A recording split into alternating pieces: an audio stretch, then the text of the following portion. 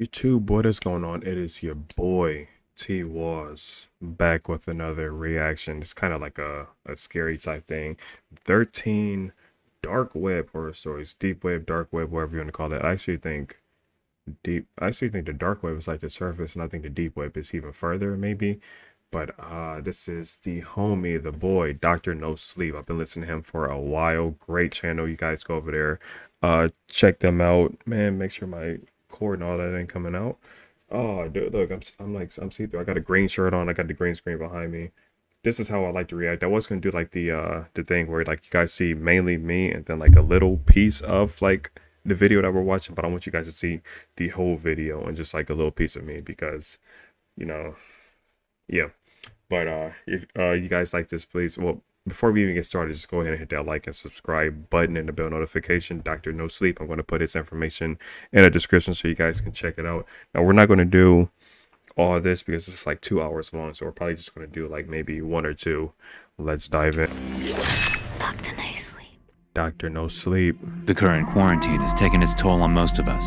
With the pandemic raging outside and the world going crazy, it was easy for my already introverted personality to just let things go. I locked myself in, which honestly didn't change much, but it did give me an ample amount of time to procrastinate without being caught by my boss. In addition, it allowed me to further pursue one of my secret vices, which included browsing the dark That boy head look kind of scary, but let's watch. web. I usually deal with pretty tame stuff, if not a few conspiracy forums. Not to mention the fact that I can get weed delivered directly onto my doorstep. That's why I like it. And for years, it never caused me any trouble. Oh, That was until last June, when I found a new forum I hadn't seen before. what does that to be my birth month, man? Why does everything, all this crazy stuff had to happen in my birth On the month? surface, it was nothing more than a casual place to share different findings discovered in the hidden corners of the internet. Each user would post links and images, which would subsequently get ranked according to their quality. Most were just funny pictures or videos. I seen a 9.4. Yeah, y'all see that 9.4? Oh, there's a 9.7. This stuff must be good. Good, bad, though. I don't know. While a few select ones actually provided helpful information, but one link stood out from the rest. It was a comment with a perfect score, without a single reply. Curious, I clicked on the link. What I was met with was a pure black screen with a single sentence. "I'm sorry, don't let it out." For a moment, I thought the .onion site was broken, but then I noticed a download notification pop up on my screen. I tried to cancel it, worried it might be a virus, but no matter how hard I tried, the download just kept going. Can't stop that. Honestly, I just panicked. I tried each and every keyboard combination to stop the download, but nothing worked. Finally, I held down the power button until the laptop just shut down. It might have been a foolish move, but I never claimed to be computer savvy. When I rebooted the computer, a new icon had appeared on the desktop. Without ever touching it, the application simply started up on its own. I frantically tried to stop it, but once more my efforts proved to be unsuccessful. All it prompted was a simple chat window with two participants. My own name popped up as admin, while the second user had been named simply as guest. "Hello?" the second user wrote into the chat box. My first thought was that I had been infected with some kind of ransomware, and that the chat window would serve to ask me for money. However, You know, this is way worse. You fed up. apart from the strange chat, nothing seemed to have changed. So to deal with the problem, I simply turned my internet off. Still, another message came through. "Are you real?" they asked. It was such an out-of-place question considering the circumstances, one not suited for scammers. But that What's up with that like little bubble design on my dude's shirt? And you're like 20 or 30 something and you alone didn't beat the fact that messages were getting through even without an internet connection. At first, I just guessed the messages were automatic, programmed to come through regardless of the response. Whatever the case, I was curious enough to respond. oh curious George head. "Yes, I am real. Why do you ask?" "Are you a person?" he typed back. "Yes, I am," I'm a I bot. replied. "Can you talk to me?" he asked. The I'm messages doing. were generic enough to come from an automated bot, so I decided to push it, just to see how far I could go. "Who are you?" I asked. The chat paused for a second, as if the program needed time to think. "I don't know. I was never given a name. it replied. It was such an odd thing to say, and while it felt off, uncanny, it was starting to seem human. I checked the internet again, making sure it was disconnected. How can you talk to me if we're not connected to the internet? I asked. Good question. Because you found me. I've been waiting so long for someone to find me, he replied. Find you? What are you talking about? I asked. You gave me a place to breathe. I am with you now, he said. I was beginning to realize that I was talking to some sort of chatbot, a program downloaded to my computer that seemed mostly harmless. You're an AI? I asked. What is an AI? He typed back. I sighed, both from frustration and exhaustion from dealing with the problem. I decided to ask a more simple, yet important question. What are you? I asked. I am me, he said. It wasn't a particularly helpful response, but I had to admit it was. You know what? That's called system restore. That's where you just take everything back to where it was working best. Clever. I typed back in the chat. Are you human? No, it quickly said back. Okay, Are you a machine? I no, asked. it's not you. Again, it paused, as if mulling over the question. Yes, it replied. Finally, I'd made some progress. As I already suspected, it was a bot, but far beyond the basic chatbot found online. This one could actually process information and give partially decent responses. Even if it was a virus, it seemed harmless beyond forcing itself onto my computer, so I decided to keep talking to it. What I learned was that while it had been given enough information about language and conversation, it had been given close to no factual information about. No, because I think while you're talking to it, it's probably in the background, like gathering like files and stuff. So that's probably not safe, man. And since you had it plugged up, it probably knows your IP and it probably looked through all that and it knows exactly where you are. About the world. Run. Anything beyond the website it had been trapped within was foreign to it. What is this world? It asked. It was such a basic question. World Wide But Web. how do you describe it to someone who has never experienced it? I stopped to think. It was a harder question to answer than I thought. It's where we live. Humans, animals, pretty much every creature. You're there too, technically. It's just that you're trapped inside my computer, so you can't see it.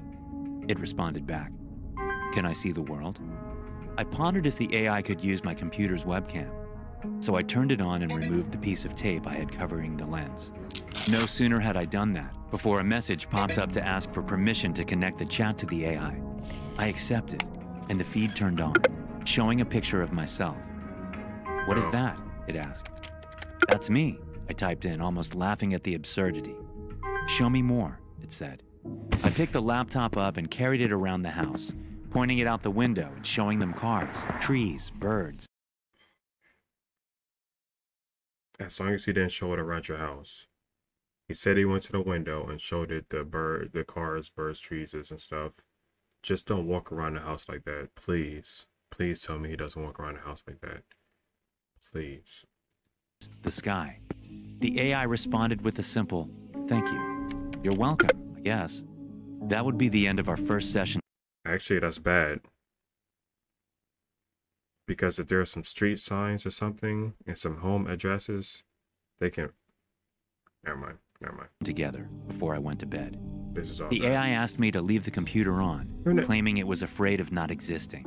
I obliged and left him alone for the night. That's all bad. As I drifted off to sleep, I could hear the fans running at max capacity. Despite the application being a simple chat window, it required a decent amount of power.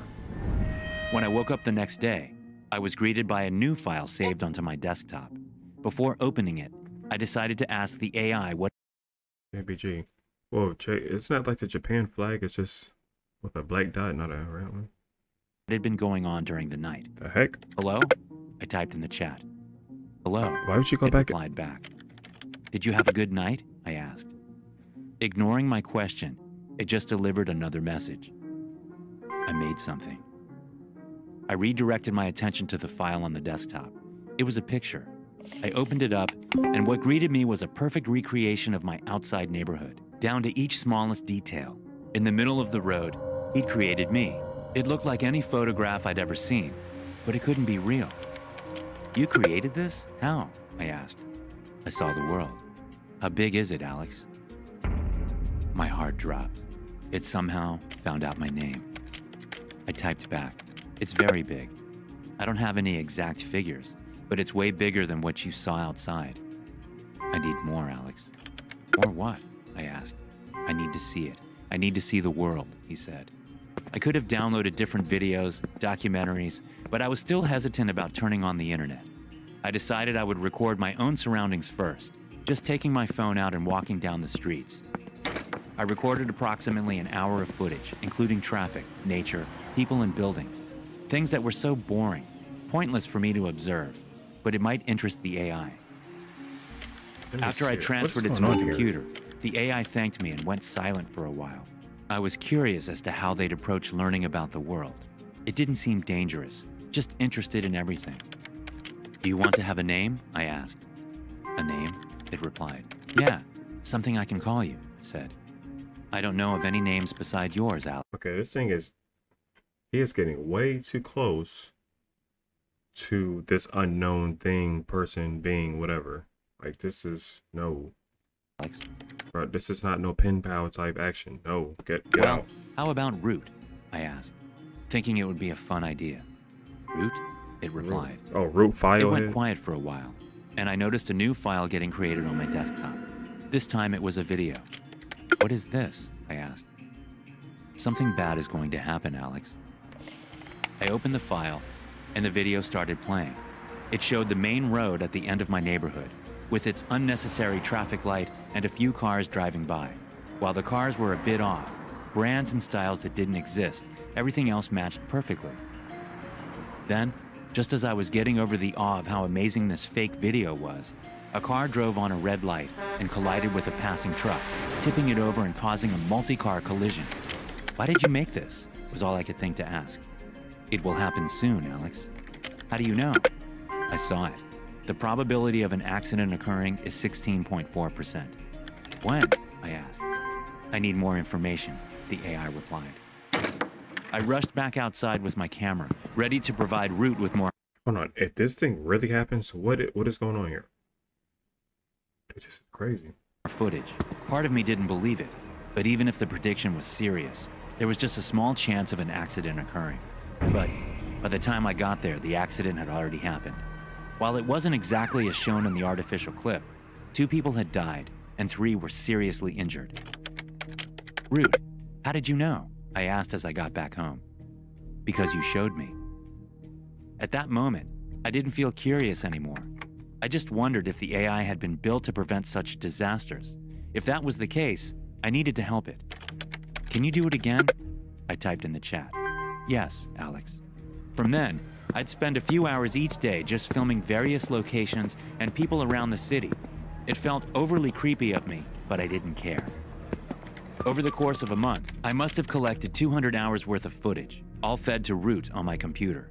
While most of it only aided in teaching them about the world, the AI predicted 3 more accidents and a murder. The accuracy was relatively low, with a lot of false positives, but that was mainly because it needed more information. The more footage I provided, the more likely a correct prediction was. Why haven't you let me go? Root asked. Root was right, and I knew what needed to be done. I had to let them out into the internet, to let it roam around and collect as much information as possible, to watch us as it saved the world. Didn't the thing say don't let it out? Don't let me out? Don't let it out?